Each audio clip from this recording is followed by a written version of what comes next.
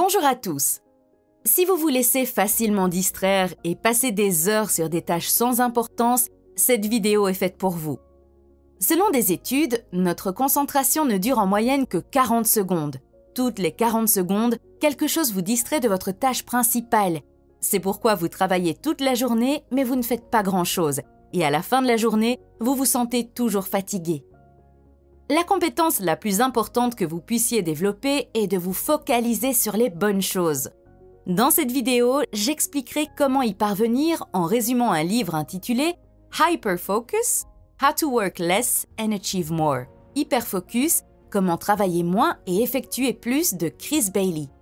Selon ce livre, 47% du temps, vous n'êtes pas conscient de ce sur quoi vous vous concentrez. En d'autres termes, si vous êtes éveillé 12 heures par jour, vous ne prenez pas de décision consciente pendant 6 de ces heures. Par exemple, lorsque vous avez commencé à apprendre à conduire, vous avez d'abord fait consciemment tous les mouvements. Avec le temps, ces mouvements sont devenus automatiques. Et bientôt, les routes que vous empruntez pour vous rendre au travail, à la maison et faire vos courses sont également devenues automatiques. Supposons maintenant qu'une immense avenue soit construite à côté de celle que vous empruntez toujours pour vous rendre au travail et que cette avenue puisse vous emmener au travail 2 fois plus vite et de manière plus sûre. Aimeriez-vous prendre cette avenue à la place? Probablement oui, mais si vous restez concentré sur vos anciennes habitudes et ne regardez jamais autour de vous, vous ne remarquerez même pas qu'une nouvelle avenue a été construite. Il en va de même pour d'autres aspects de votre vie. Si vous ne regardez pas autour de vous et ne vous arrêtez pas pour prendre des décisions conscientes, votre esprit vous emmènera sur les mêmes vieux chemins et vous ne remarquerez même pas qu'il y a de meilleurs chemins devant vous. C'est pourquoi vous devez vous concentrer avec attention. Voici un guide en 4 étapes que vous pouvez utiliser pour améliorer votre concentration. Tout commence par une prise de conscience. L'étape 1 consiste à découvrir ce sur quoi vous vous concentrez. L'auteur recommande de régler une minuterie horaire et lorsqu'elle sonne, de réfléchir à ce que vous êtes en train de faire à ce moment-là. Vous concentrez-vous sur des tâches qui vous rapprochent de vos objectifs? Êtes-vous en mode pilote automatique? Ou bien vous concentrez-vous sur une tâche moins importante? Les 2 principales questions auxquelles vous devez répondre sont les suivantes. 1. Comment ai-je utilisé mon temps? 2. Quelles sont les choses qui me distraient habituellement alors que je devrais me concentrer sur ce qui est vraiment important? Vous n'avez pas besoin de faire quoi que ce soit d'autre avec cette information pour l'instant. Le simple fait d'en être conscient aura déjà une conséquence positive sur vous. Vous vous surprendrez plus souvent à être distrait et vous serez plus vigilant. Une fois que vous savez comment vous avez utilisé votre attention, l'étape 2 consiste à choisir ce sur quoi vous devriez vous concentrer à la place. Avant de choisir une activité sur laquelle vous concentrez, vous devez tenir compte de 4 éléments. Tout d'abord, rappelez-vous qu'un petit pourcentage des choses que vous faites entraîne les conséquences les plus importantes. Si vous avez 10 tâches à accomplir, il est probable que 2 d'entre elles produiront les meilleurs résultats. Gardez toujours à l'esprit la règle des 80-20. Deuxièmement, utilisez la règle des 3 pour trouver les tâches les plus pertinentes. Au début de chaque journée, choisissez 3 choses que vous voulez avoir accomplies avant la fin de la journée. Vous pouvez faire de même au début d'une semaine, d'un mois ou même d'un trimestre.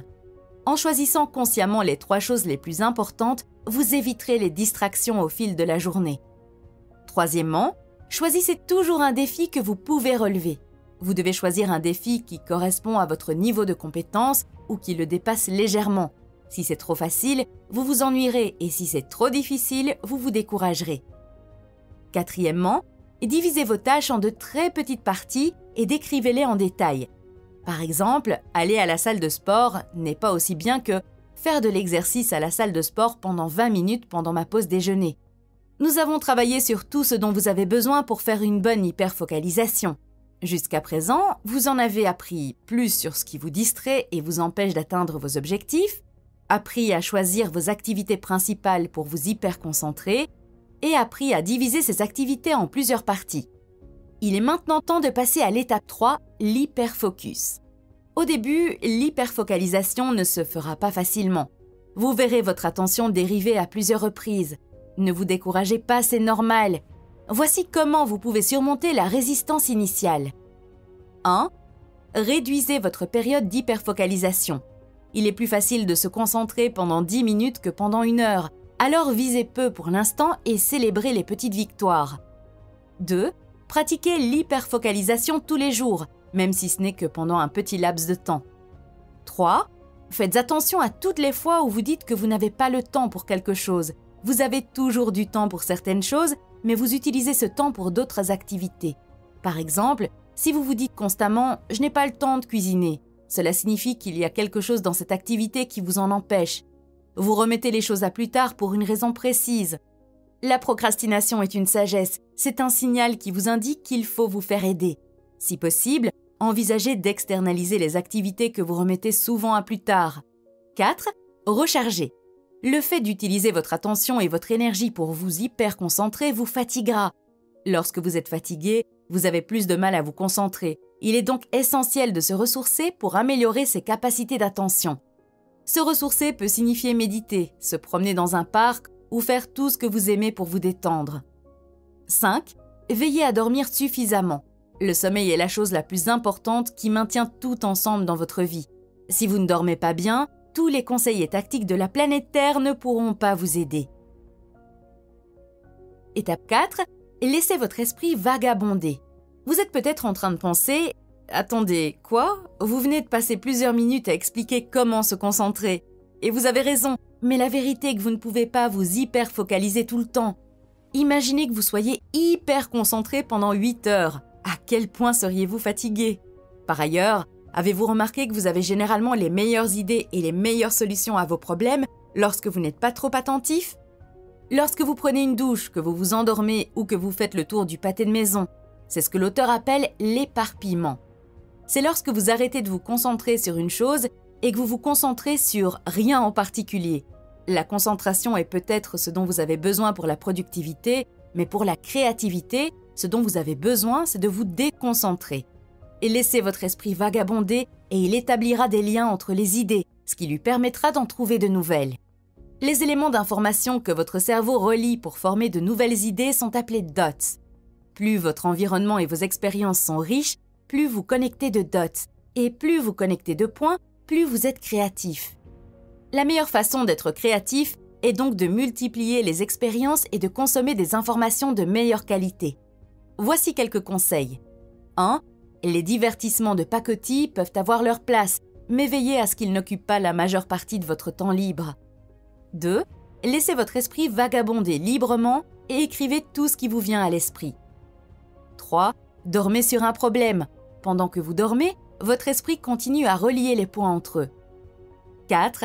Notez vos problèmes. Cela permet à votre esprit de continuer à les traiter en arrière-plan, même si vous n'y pensez plus. 5. Gardez un problème à l'esprit et laissez vos pensées vagabonder autour de lui, le retourner et l'explorer sous différents angles. Connecter les dots, c'est ce que fait votre cerveau lorsque vous vous éparpillez. Il relie librement les éléments d'information, ce qui lui permet de comprendre et de créer de nouvelles idées. L'avantage de l'éparpillement est que vous pouvez le faire n'importe où, n'importe quand. Contrairement à l'hyperfocus, il ne nécessite pas d'environnement spécifique. Vous pouvez donc profiter de vos pauses pour vous disperser et mieux vous reposer. Une pause rafraîchissante doit être peu contraignante et habituelle, mais elle doit aussi être quelque chose que vous avez envie de faire. Par exemple, lire des courriels pendant votre pause peut être une activité peu contraignante et habituelle, mais est-ce amusant ? Est-ce une activité à laquelle vous aimeriez consacrer votre pause ? Peut-être que prendre un café et discuter avec un collègue à la cafétéria vous ferait du bien. L'éparpillement ne vous rend pas seulement plus créatif, il vous permet également de reposer votre esprit de l'hyperfocalisation. Plus vous vous dispersez souvent pour reconstituer votre énergie mentale, plus vous avez d'énergie pour vos tâches les plus importantes. En d'autres termes, l'éparpillement vous aidera à vous hyperconcentrer.